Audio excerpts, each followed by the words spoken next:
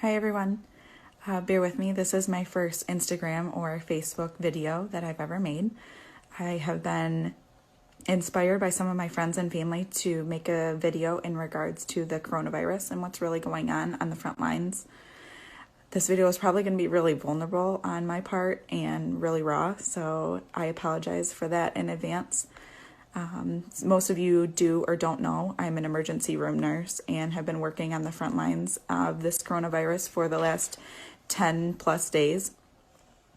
And I'll have to admit, in being totally transparent, that if you would have asked me 10 plus days ago if I thought that this was going to get as bad as it was, I would have told you no. I mean, you heard the rumors, you saw the trends.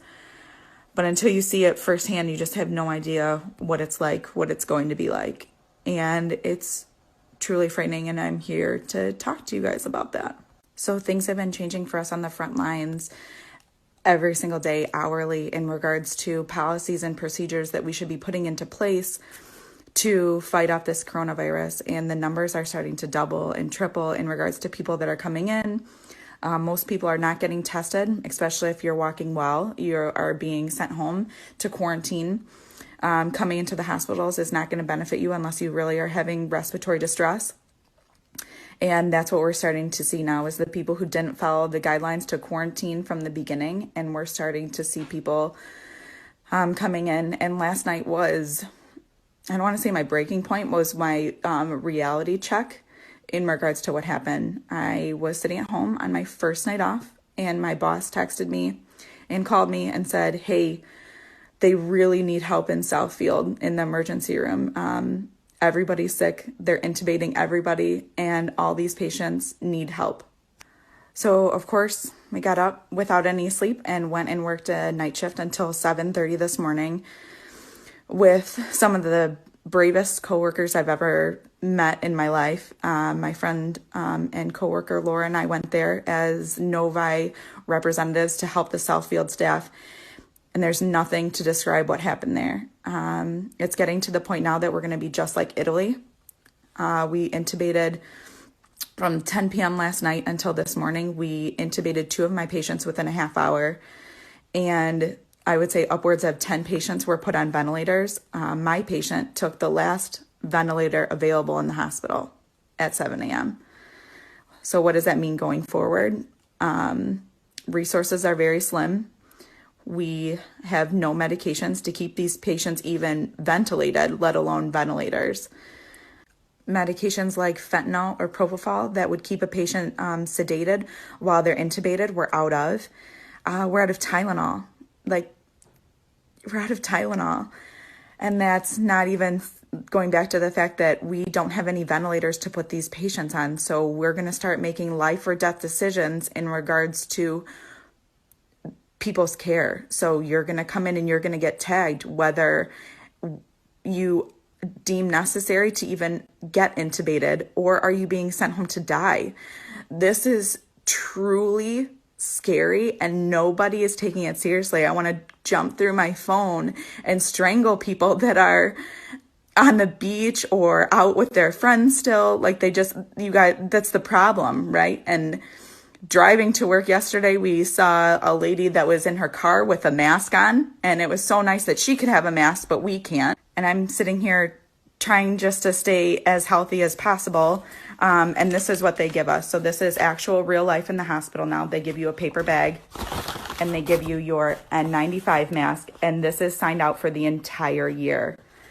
This is what I have to go into patients' room with. And then this is what, at the end of my 12-hour shift, I put into this paper bag and bring home with me. And I have to bring it to and from work every day. Do you think that that sounds safe? Because we are completely out of resources. There are no masks. There are no gowns. We're running low on gloves because everyone has panicked and stockpiled all of this so that the medical staff doesn't have it. We cannot stay safe, and we cannot care for all of these people that are coming in because no one is taking this seriously. And I am being super transparent. I was one of those people that wasn't taking it seriously. But I'm here to tell you that you need to. We are literally making life and death decisions for people. And if I'm being super honest, I didn't choose nursing or the healthcare field to not help people. And that's exactly what the choices are that they're giving us. They're giving us no choice but to help only the people that they think that can survive. Normally, if a patient was to pass away, it would be because we tried everything that we could. We did everything we could. We had all the resources and all the people that we needed to help save this patient's life, and it was just their time. And now we aren't giving the patient the time to choose whether it's their time or not. We're choosing for them.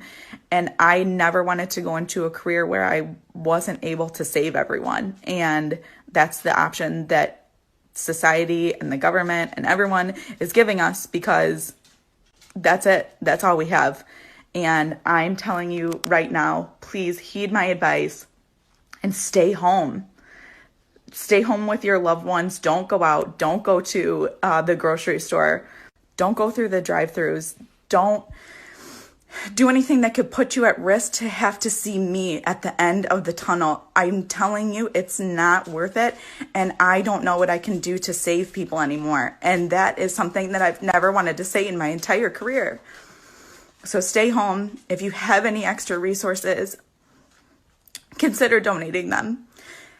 And to my coworkers and all the people in the healthcare field, environmental services, our police officers, and hi Molly, yeah, to our police officers and first responders, just thank you so much for all that you're doing. We're in this together. We're gonna fight this as hard as we can. And if everyone does their part, I think that we'll come out victorious. But consider donating supplies if you have them at home, and stay home. And if you guys like this, I can certainly continue to do updates from the front line, but just wish us luck and stay home.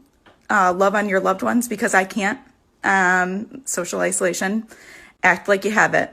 And, just stay home, and we'll get through this together. All right. Good luck. Cheers from the ER.